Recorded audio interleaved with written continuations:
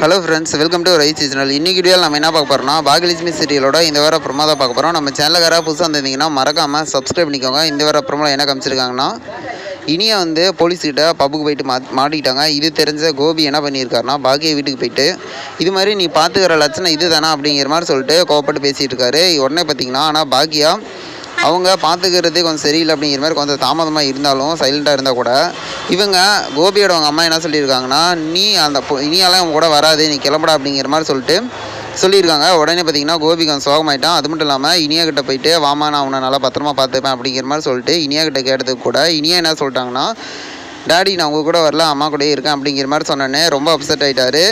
இதை இனியா சொன்னதுக்கப்புறம் கோபியோட அம்மா ஸ்ட்ராங்காக என்ன சொல்லிட்டாங்கன்னா, வெளியே போடா அப்படிங்கிற மாதிரி சொல்லிட்டு, அதான் இனியா சொல்லிடுச்சுல்ல அப்படின்னு சொல்லிட்டு ரொம்ப ஸ்ட்ராங்காக இது பண்ணோன்னே இவர் கொஞ்சம் ரொம்ப சோகமாயிட்டார். அதுக்கப்புறம் பார்த்தீங்கன்னா அவங்களோட அப்பாவும் ஏதாவது ஒரு நாடகத்தை போட்டு வீட்டுக்குள்ள வந்துடலான்னு பார்க்குறான் அப்படிங்கிற மாதிரி சொல்லிட்டு அவர் சொல்லிட்டு இருக்காரு. வெயிட் பண்ணி பார்ப்போம் என்ன நடக்கும் அப்படின்ட்டு.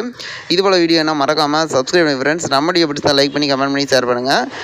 இனியா தப்பாக பண்ணதுக்கு காரணம் பாக்கியாவா இல்லை அவங்களோட ஃப்ரெண்ட்ஸ் அப்படின்னு சொல்லிட்டு நீங்கள் என்ன நினைக்கிறீங்க மறக்காமல் கமெண்ட் பண்ணுங்கள். கோபி சோகமாக இருக்கிறதுக்கு கரெக்டாக தப்பா அப்படின்னு சொல்லிட்டு மறக்காமல் கமெண்ட் பண்ணுங்க. சப்ஸ்கிரைப் பண்ணி சப்போர்ட் பண்ணுங்கள். Okay friends.